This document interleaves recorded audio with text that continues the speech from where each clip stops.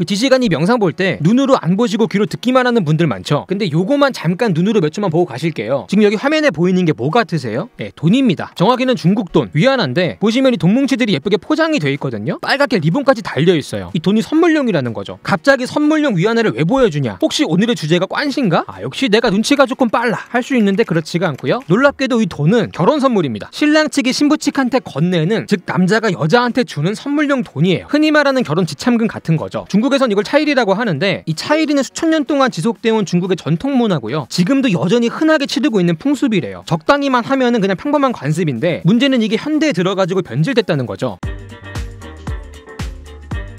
지금 굉장히 많은 사회적인 문제를 낳고 있는데, 일부긴 하지만 극단적인 사례들까지 나오면서 관련 보도가 끊이질 않습니다. 몇 가지만 소개를 해드리면은, 신랑 신부가 결혼식 당일에 차일이 문제로 기싸움을 하다가 파혼까지 가는 케이스가 꽤 많습니다. 하객들 앞에 세워두고 신부가 차일이를 더 받겠다고 막 생떼를 부립니다. 신랑 측은 참다 참지 마요가 되고 식장에서 박차고 나가버리고, 뭐 이런 장면이 담긴 영상이 몇 개씩 돌더라고요. 반대로 신부 측에서 파혼을 요청하는 경우도 있어요. 문제는 신부가 이미 차일이를 받은 상태라는 거죠. 돈만 먹고 먹튀를 하겠다는 건데, 관련해서 소송이 또 늘고 있고요. 그리고 파혼하지 않고 결혼까진 갔는데 얼마 안 살고 바로 이혼하는 케이스도 있어요. 마찬가지로 차일이만 받고 먹튀를 했다고 해가지고 관련 소송이 증가했다고 합니다. 또 아예 작정하고 결혼 사기를 치기도 하는 게, 처음부터 차일이를 목적으로 접근을 해서 차일이만 받고 냈다 잠적을 해버리는 거죠. 처음부터 신부도 가족도 싹 다 배우를 써가지고 조직적으로 움직인다고 하고요. 이 차일이를 노리고 터는 강도까지 기승을 부린대요. 특히 있는 집들은 차일이를 억대로 주다 보니까 이것만 골라서 전문적으로 터는 조직까지 있더라고요. 그래서 보안 인력에 수송 차량까지 쓴다고 하던데, 그리고 또 어처구니가 없는 게 갑을 사례까지 나옵니다. 미리 주는 거죠. 결혼 얘기 없이 그냥 연애만 하는 사이인데 남자친구한테 차일이를 요구한다는 거예요. 어차피 나중에 결혼하면 받을 거 미리 땡겨받으면 안 되냐 이거죠. 싹수가 노랗습니다. 황사팩 맞았나? 퍼스널 컬러가 옐로우 톤이에요. 특히 차일이를 재테크 수단으로 삼고 딸 가지고 장사하는 집안들이 있대요. 더 받아오라고 바가지 긁는 경우는 흔하고요. 돈만 많으면 노인네한테도 시집을 보내고, 심지어 미성년자까지 시집을 보내려고 한 케이스가 있습니다. 결국은 살인사건까지 발생을 했죠. 파혼한 남자가 차일이를 돌려달라고 하는데 신부 측에서 끝까지 안 주고 버티고 나오니까 신부 측 일가족을 살해한 사건이 발생한 적이 있어요. 사회적으로 참 문제가 많죠. 이럴 바에는 외국인 여자를 만나겠다 해가지고 국제결혼에 대한 수요가 있는데, 이거를 노린 범죄 사건까지 발생을 했어요. 중국으로 시집 가면은 차일이를 받을 수 있다, 이런 식으로 베트남 여성들을 유혹을 해가지고 인신매매의 형태로 중국에 팔아넘긴 거죠. 막상 가서는 강제노동을 했다고 하는데, 물론 여기서 소개하는 내용들은 기사나 SNS로 퍼질 만큼 극단적인 사례들이긴 해요. 차일이 문화가 다 이런 건 아닙니다. 다만 이런 사례들이 나올 수밖에 없는 구조적인 결함이 기저에 깔려있다는 거예요. 실제로 차일이 문제 때문에 고민하고 있는 예비 신랑들이 되게 많다고 해요. 사회적으로 굉장히 문제가 되고 있다고 하더라고요. 중국 정부도 과도한 차일이를 허례허식으로 보고 낡은 관습이나 악습으로 규정을 하면서 법으로 규제까지 만들고 있을 정도예요. 보니까 차일이를 받고 먹튀한 여자가 있는데, 이 여자의 집에 법원이 직접 쳐들어가가지고 물건을 막 압류하고 이런 것들을 방송에서 공개적으로 생중계를 하면서 일종의 경고를 하고 있더라고요.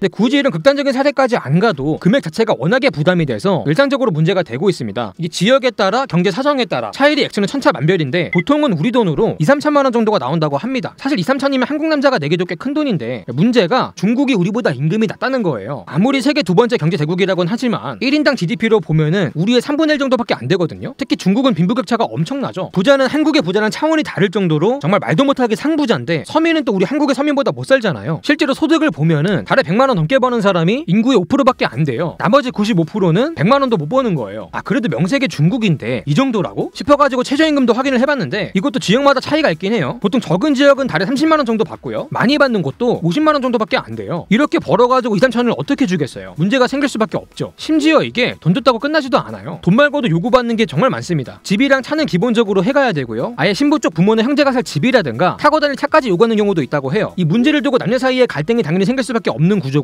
남자들은 악습을 없애야 된다, 여자들은 이 정도 성의도 못 보여주냐, 이렇게 입장 차이를 보이고 있다고 합니다. 이게 또 부모의 노후랑도 직결이 되는 게, 청년들이 혼자 벌어가지고 낼 수가 없는 돈이잖아요. 부모한테 손 벌릴 수밖에 없고, 부모는 자신의 노후 자금을 끌어다가 아들의 결혼 자금으로 쓰고 있는 거예요. 중국도 지금 고령화가 심각한데 노후 보장이 잘 안 돼 있거든요. 사실 이게 14억 인구 규모에서 고령화가 됐을 때 이거를 부양할 수 있는 나라는 거의 없죠. 이런 부분에서 미래 사회에 부채가 남을 수밖에 없고요. 제일 큰 문제는 결혼을 포기하는 청년들이 나오고 있다는 거예요. 결혼 자체를 공포라고 느끼면서 공혼족이란 단어까지 나왔거든요. 우리는 비혼주의자라는 말을 많이 쓰는데 여기는 훨씬 더 자극적인 신조어를 만드는 것 같아요. 그리고 또 유명한 게 탕핑족이죠. 결혼은 물론이고 경제활동까지 포기한 청년들이요. 벌지도 않고 쓰지도 않고 최소한의 생계만 유지하면서 집에서 그냥 누워서 지낸다고 하는데 우리의 엠포세대랑 비슷한 것 같아요. 이게 신조어나 문화 현상만 있는 게 아니라 실제로 숫자들이 나오고 있어요. 일단은 혼인 건수가 급격하게 줄었습니다. 최근 10년 동안 거의 반토막이 났어요. 겨우 10년 만에. 이거는 우리보다 빠른 속도거든요. 그 뒤에 오는 문제가 출산율이죠. 당연히 출산율도 급격하게 떨어지고 있습니다. 이미 작년에 출산율이요 1.0명을 찍었어요. 올해는 우리처럼 0명대 클럽에 들어올 수도 있을 것 같아요. 갑자기 저승길에 말동무가 생길 것 같은 느낌? 워낙에 시끄러운 친구라서 심심할 일은 없을 것 같아요. 사실 이미 중국은 인구 감소까지 시작이 됐습니다. 세계 1등 자리도 인도에 뺏겼어요. 이제 인구가 제일 많은 나라는 인도예요. 중국이 한국보다 훨씬 늦게 경제 성장이 시작이 됐는데 인구 감소는 비슷한 시기에 되고 있거든요. 진행 속도가 되게 빠른 거예요. 보통 한국이 일본을 따라가는데 상황은 더 안 좋다고 하잖아요. 근데 중국도 지금 우리를 따라오는데 우리보다 상황이 안 좋은 것 같아요. 맨날 중국몽거리고 꿈 한 번 크게 꾸더니 한낱 잠꼬대로 끝날 판이다 이런 말이 많더라고요. 어이 중국 정신이 좀 드나? 어떻게 중국몽은 달콤했고 여기가 어디지는 반말이고 우리가 선배잖아. 저출산 선배. 여기가 어디냐고? 헬조선이야. 너는 청나라였으니까 헬청 어때? 자 이제 긴장 풀고 웃어. 괜찮아 웃어. 이제 이 현실에 익숙해져야 하니까.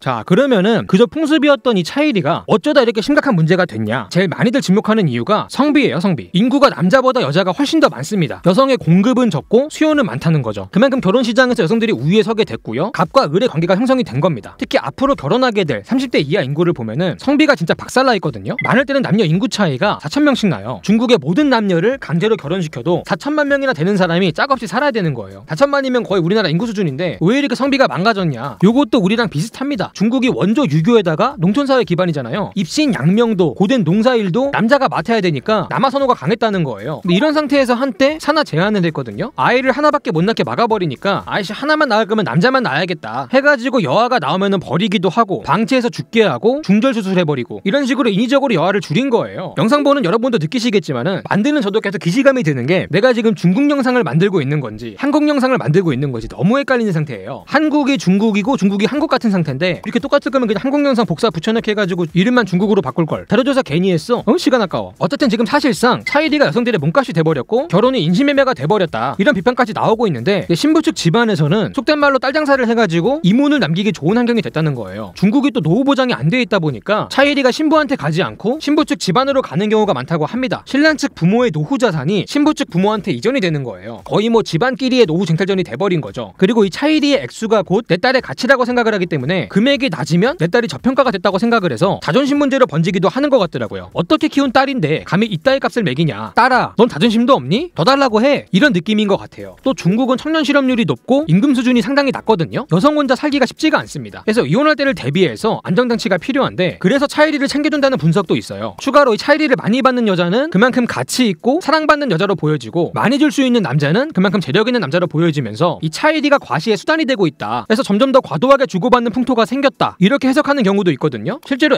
SNS에서 자랑을 많이들 하더라고요. 보는 사람들은 또 박탈감을 느끼고요. 나도 받고 싶다. 혹은 저 정도는 해줘야 되는구나. 이런 생각이 들게 만든다는 거예요. 여기도 약간 비교 문화 같은 게 있는 거죠. 심지어 중국의 서민들은 우리보다 훨씬 못 살면서 부자들은 또 상상을 초월하는 부자들이 보이기 때문에 이 상대적 박탈감이라는 게 우리보다 크지 않을까. 매피셜을 조금 굴려봤습니다. 사실 이 차이리는 중국의 인구 문제의 한 단면이지 이게 저출산의 절대적이고 유일한 이유는 아니겠죠. 원인이야 다양한데 이것도 우리랑 별 다를 게 없더라고요. 경제가 성장하면서 물가는 엄청 올랐는데 집값이랑 교육비는 엄청 올랐는데 월급은 별로 안 올랐다. 그래서 나가는 돈에 비해서 버는 돈이 적다. 뭐 이런 얘기가 똑같이 나오더라고요. 특히 이제 버는 돈을 보면은 일단은 취업이 안 되고 있습니다. 작년 6월에 청년 실업률이요 20%가 넘게 나왔거든요. 그 뒤로는 발표도 안 하고 있어요. 더 떨어져가지고 쪽팔려가지고 이제 못 보여주는데 이마저도 중국 정부가 발표한 통계라 못 믿겠다. 실제로는 40%가 넘을 거다. 이렇게 주장하는 사람도 있습니다. 심지어 이분이 중국인이에요. 베이징대 교수인데 이런 말 해도 괜찮나? 그리고 앞에서도 말했지만은 이 취업을 해도 임금 자체가 얼마 안 됩니다. 이게 저임금으로 가격 경쟁력을 내세워서 제조업을 키워다가 성장한 나라인데 임금이 많이 오를 수가 없던 거죠. 그래서 탕핑족들이 나오고 있다는 것이고 참고로 여기서 중국 정부의 대응이 재밌는 게 청년들한테 이렇게 말을 했대요. 뭐 도시에 일자리가 없어? 그러면 농촌으로 가서 농사 지으면 되잖아.